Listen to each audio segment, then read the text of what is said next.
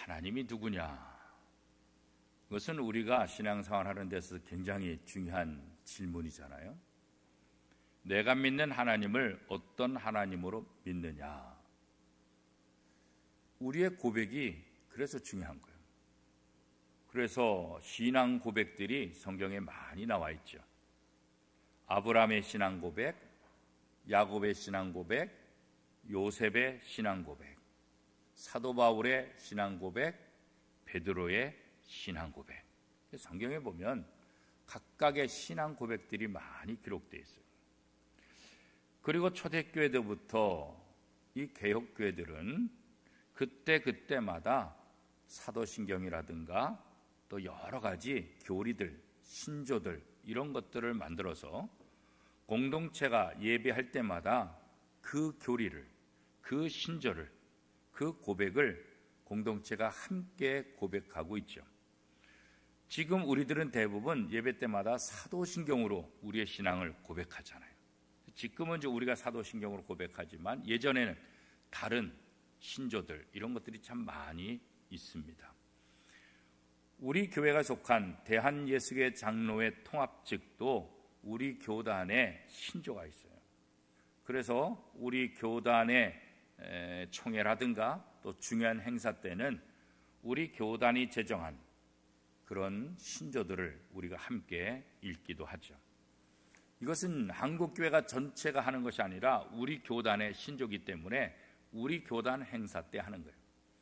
그러나 이렇게 여러 교회가 연합해서 할 때 가장 많이 쓰는 신조는 뭐예요? 사도신경. 어떤 분은 사도신경은 성경에 나와 있지 않으니까 그건 잘못된 거다 이렇게 이제 말하는 분들도 있어요. 주기도문은 성경에 나와 있으니까 우리가 그것을 고백하는 건 맞는데 사도신경은 성경에 어디 있냐? 성경에 나와 있지 않는 거를 왜 고백하느냐? 그렇게 시비 거는 사람도 있고 잘못됐다 이렇게 이제 주장하는 분들도 있어요. 물론 사도신경이 전능하사 천지를 이렇게 처음부터 끝까지 우리가 고백하는 대로 그렇게 나오는 성경은 없죠.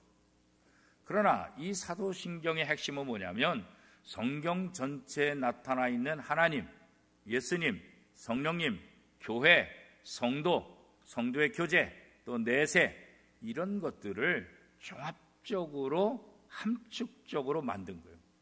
그래서 예배 때마다 이 공동체가 이 짧은 축약된 이 신앙 고백을 통해서 내가 믿는 하나님이 어떤 하나님이냐, 내가 믿는 예수님이 누구냐, 내가 믿는 성령님이 누구냐, 내가 믿는 교회가 뭐냐 이런 것들을 고백하게 하는 거예요. 그래서 내 믿음을 든든히 세워가는 것, 이것은 바로 교리, 신조 위에 서는 거예요.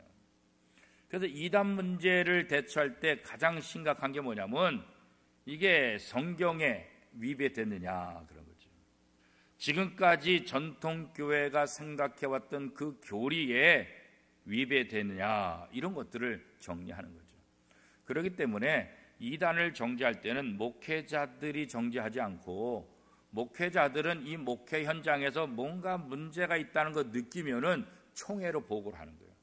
이런 사람이 이렇게 설교하고 이런 사람이 이런 책을 쓰고 이런 사람이 이렇게 가르치는데 우리 목회자 입장에서 보면 이거는 개혁교회라든가 전통교회에서 가르치는 거하고 뭔가 달라서 교인들에게 혼란을 줄 가능성이 많습니다. 이렇게 해서 총회에다가 이것을 조사해 주세요 이렇게 보고를 하면 총회는 전문적인 신학 지식을 갖고 있는 신학교 교수들을 중심으로 그의 설교, 그의 책, 그의 발언들 또 썼던 글들 이런 것들을 종합해서 전체적으로 연구를 하는 거예요.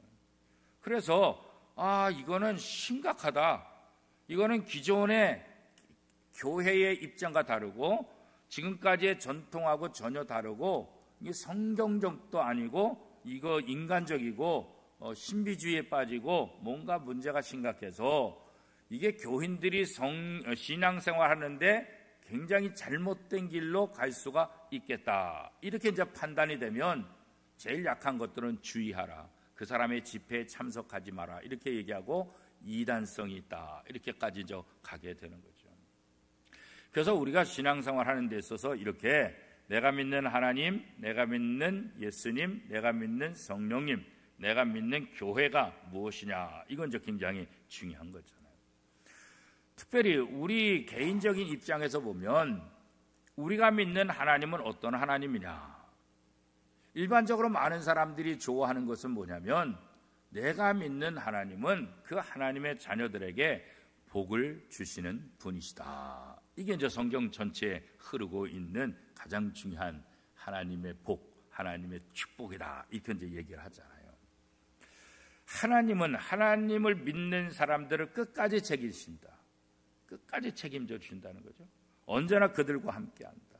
그들이 위기에 빠졌을 때, 어려움에 있을 때 그들을 하나님은 도우신다, 건지신다. 우리가 잘 아는 로마서 8장 32절 말씀에 보면 이렇게 얘기하고 있어요. 자기 아들을 아끼지 아니하시고 우리 모든 사람을 위하여 내주신 이가 어찌 그 아들과 함께 모든 것을 우리에게 주시지 아니하겠느냐. 자, 이 말씀 보겠어요? 하나님이 우리에게 무엇을 주셨어요? 독생자 예수 그리스도를 주셨어요. 어떻게 주셨어요? 십자가에 내어주셨어요. 우리가 죄로 인해서 다 죽어야 되는데 우리가 죽지 않고 하나님께서 자신의 독생자 예수 그리스도를 이 땅에 보내셔서 십자가에 못 박아서 돌아가시겠다고. 우리가 죽어야 되는데 우리를 너무 사랑하시니까 우리를 용서하시기 위해서 자신의 독생자를 십자가에 못 박아 죽겠다는 거예요. 이게 하나님의 사랑이라는 거예요. 이런 하나님이 우리에게 무엇을 더 주지 않겠느냐, 그죠? 자기 아들을 우리에게 내어주신 하나님이 우리에게 뭐가 아까워서 주지 않을겠냐. 하나님은 자신에게 가장 좋은 것들을 자신의 자녀들에게 다 베풀어 주기를 원하신다. 그게 바로 하나님의 마음이다. 성경 그렇게 말하고 있는 거죠. 우리 부모들도 마찬가지잖아요. 또 부모인 우리들도 마찬가지잖아요. 우리의 부모들도 마찬가지였잖아요. 부모들의 입장에서는 자식이 잘 되기를 원하는 거예요. 자식이 행복하기를 원하는 거예요. 그래서 할 수만 있으면 내가 주고 싶은 거 다 주고 싶은 거예요. 마음은 온이려되 주지 못하는 게 문제지, 있기만 하면 다 주고 싶지, 그렇잖아요. 누구보다도 행복하고 누구보다도 잘 살고 누구보다도 잘 되기를 원하는 거, 그게 바로 부모의 마음이잖아요, 그렇죠? 그런데 육신의 부모들은 인간의 한계가 있으니까 마음은 그렇지만 실제적으로 해주지 못하기 때문에 그게 또 마음이 아픈 거죠. 그런데 하나님은 그런 부족함이 없잖아요. 한계가 없으시잖아요. 완벽하신 분이잖아요. 마음만 먹으면 하나님이 원하시는 모든 것들을 마음 놓고 우리에게 주실 수 있는 분이죠.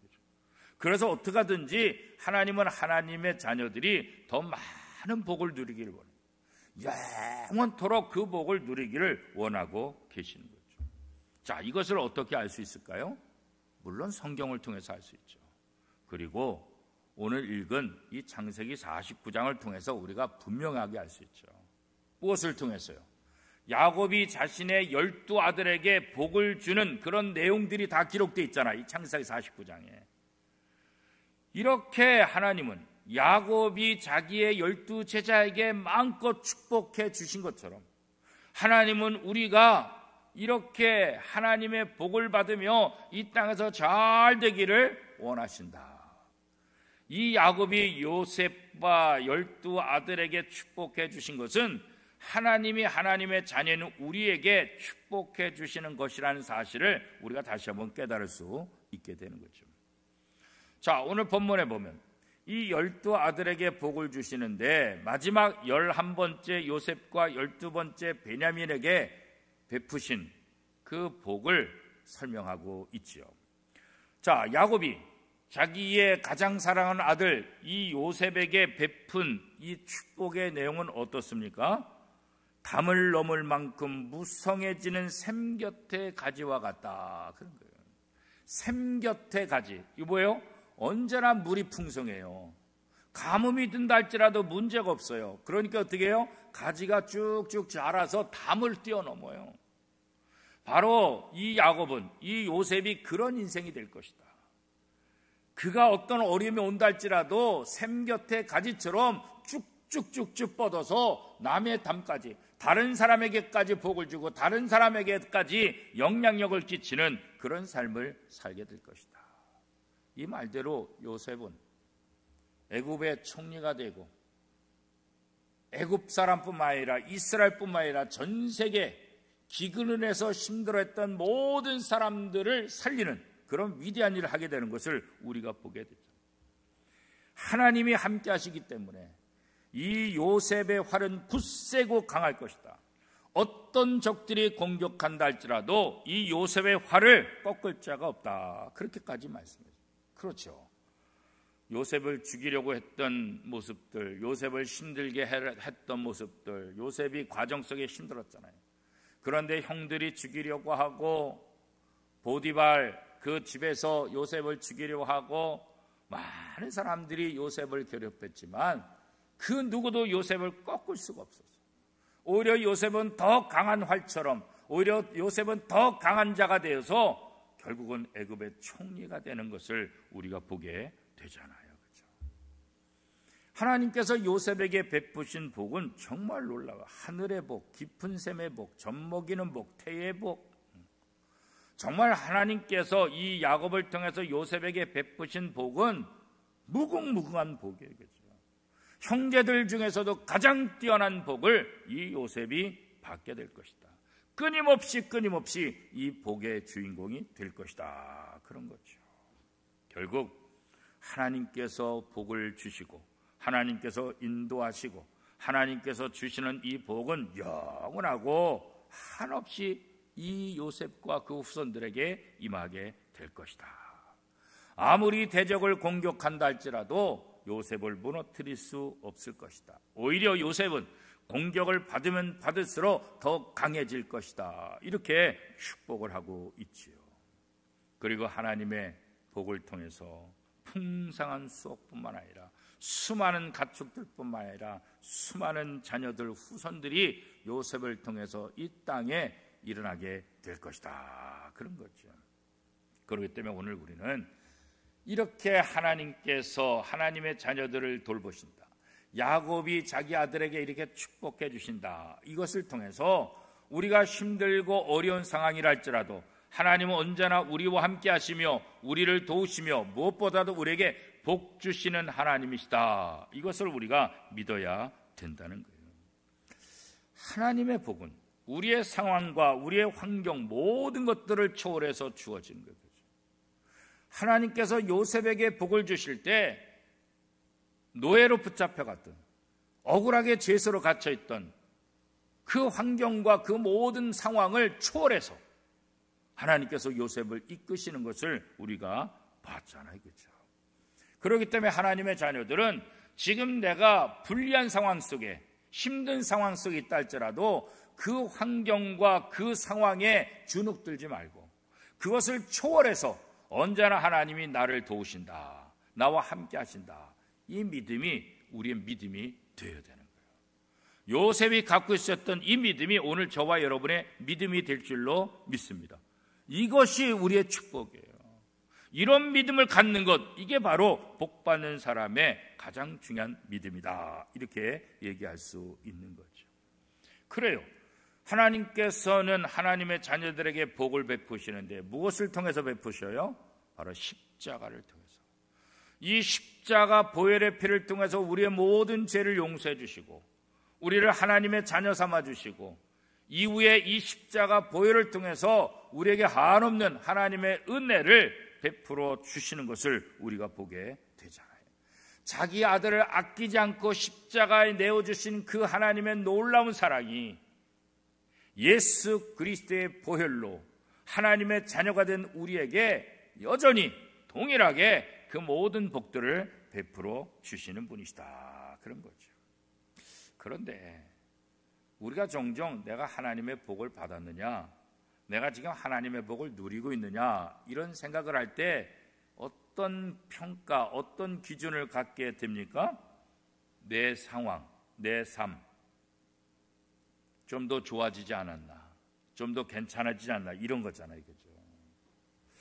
아, 하나님이 나를 도와주시는 거 보니까 하나님이 내게 이런 복을 주신 것 보니까 하나님이 나와 함께 하신 것이구나, 이렇게 이제 생각하잖아요. 물론 그럴 수 있죠. 그러나 이것은 정확한 판단의 근거가 될 수는 없는 거예요. 우리는 우리에게 주어진 것, 좋은 일이 일어났다고 하나님의 복이다, 힘든 일이 있으니까 하나님이 나와 함께 하지 않는다, 이렇게 판단하는 것은 가장 어리석은 거예요. 우리가 하나님의 은혜를 받고 있다는 것을 어떻게 알 수 있느냐? 성경은 십자가를 바라보라, 그런 거예요. 십자가.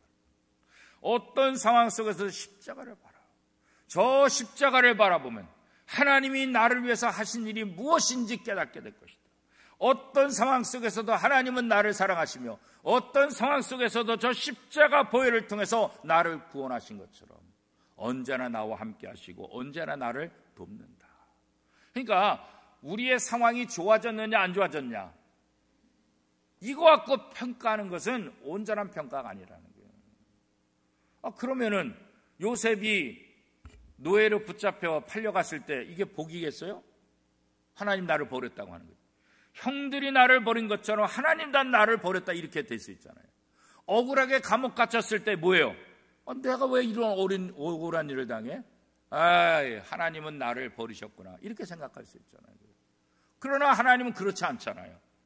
노예로 팔려갔을 때 하나님이 그를 인정해줘서 이방 사람들이 요셉을 바라보고, 이야, 요셉이 믿는 하나님이 정말 대단한 하나님이구나, 그거 깨닫게 됐잖아요. 그거 감옥에 갇혀 있으면서도 그 지혜가 얼마나 대단한지 나중에 왕의 신하들이 이 요셉을 기억할 정도로 그렇게 뛰어난 역할들을 감당하겠잖아요.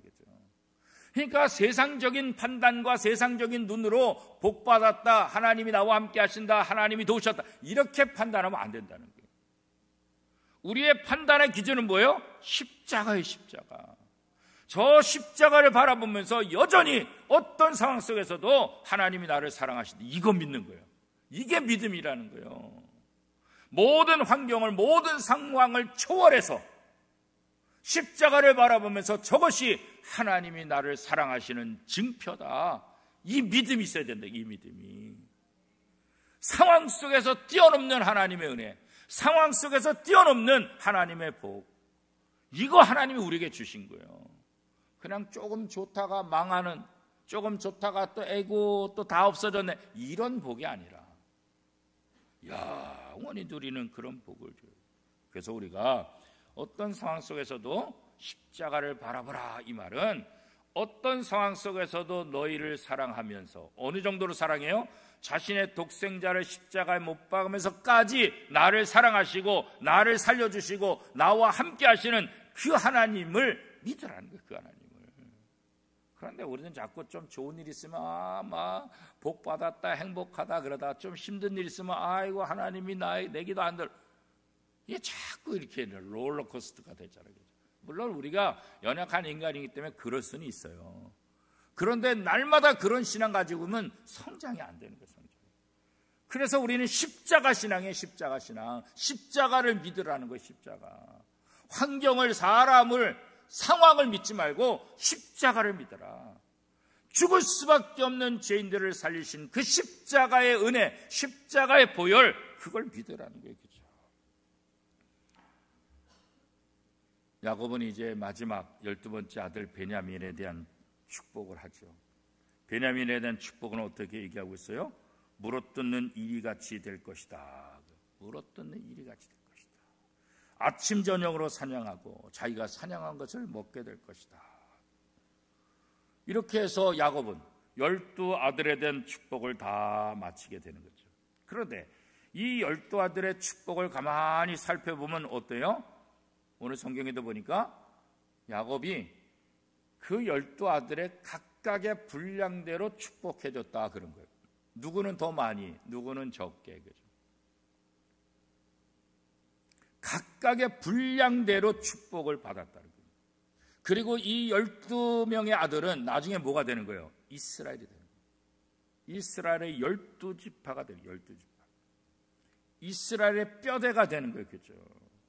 그리고 그 후손들에게까지 이 야곱이 베푼, 이 야곱이 약속한 이 복들이 계속해서 흘러나가는 것을 보게 되는 거예요. 그래서 마지막 12번째, 이 베냐민을 축복함으로 야곱의 모든 축복하는 일들을 마무리하게 되는 거죠. 성도들은 하나님께서 내게 적당한 복을 주신다, 이거 믿어야 되는 거예요. 자꾸 다른 사람 보고 불평하고 다른 사람 보고 불만할 이유가 없다는 거예요. 왜냐하면 내가 보는 내가 아니라 하나님이 나를 누구보다도 잘 아시니까.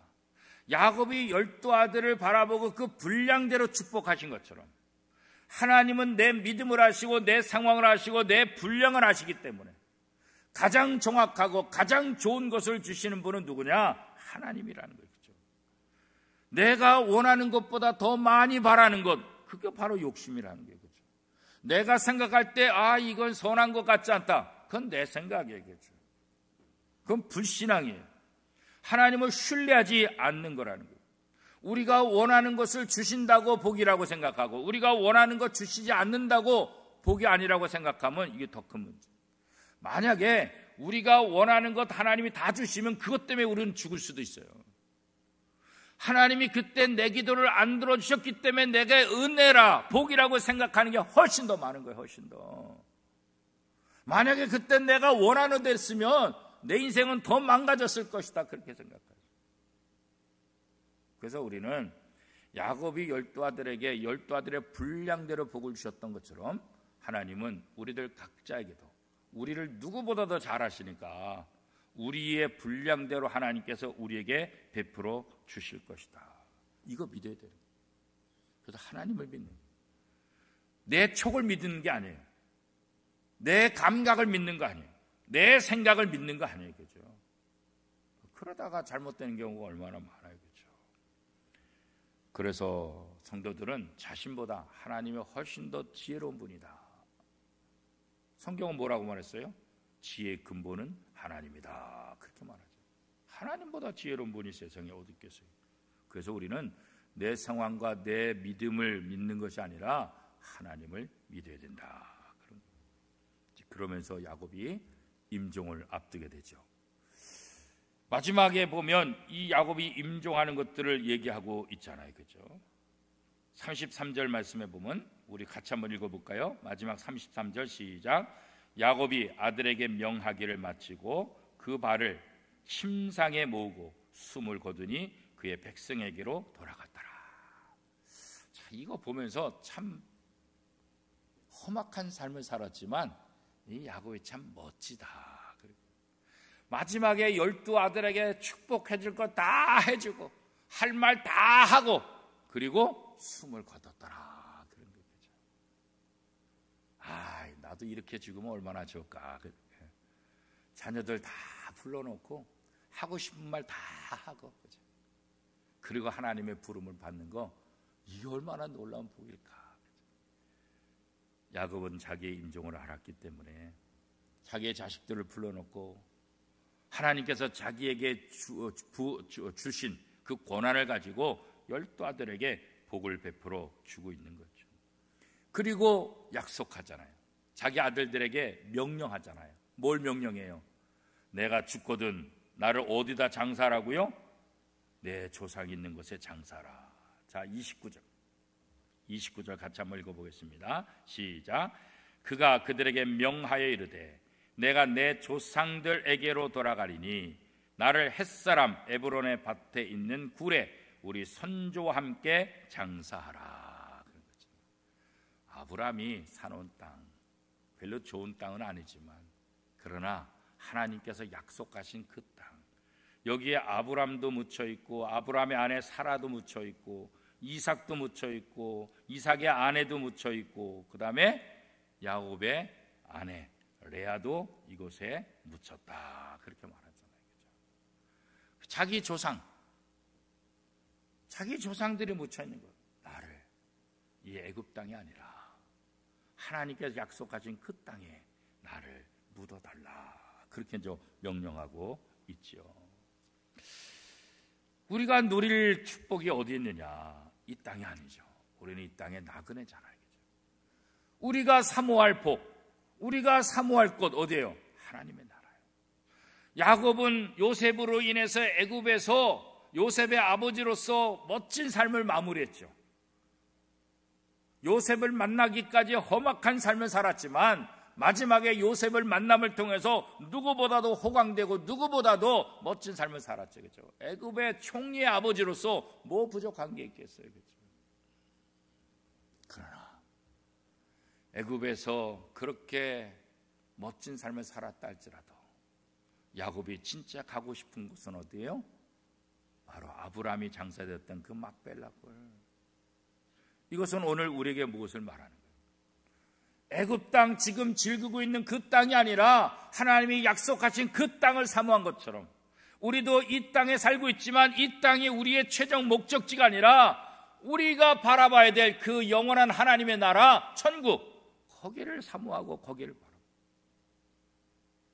우리가 정말로 더 추구하고 더 생각해야 될 그 복은 이 땅에서 주어지는 것이 아니라 마지막 하나님 나라에서 우리가 온전히 누리게 되는 거죠. 하나님의 나라.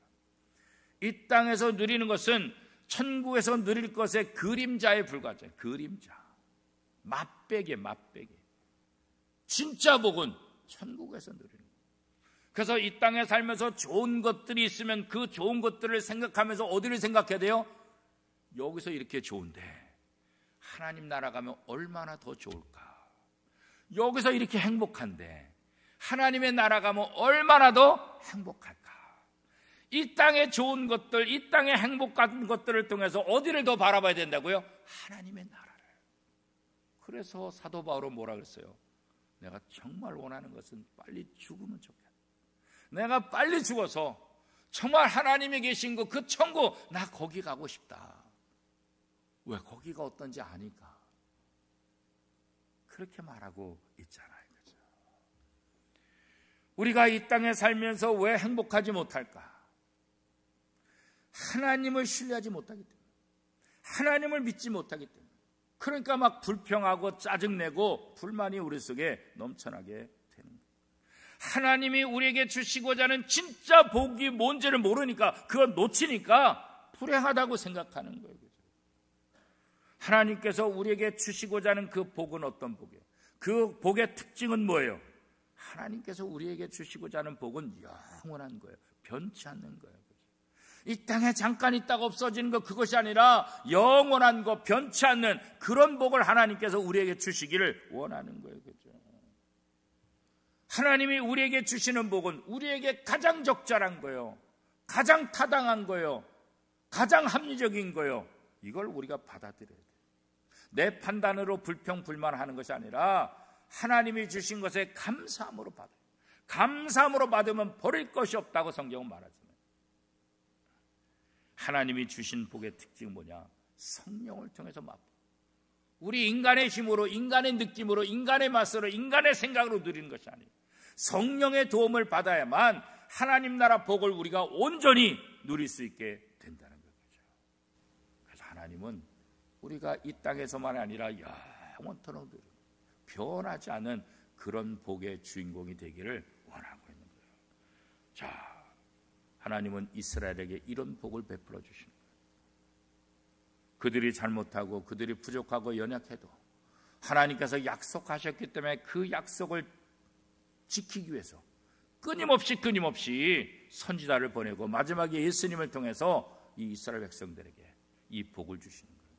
왜 이 복을 주신다고요? 더 추구하고 더 사모할 진짜 복을 생각하라고.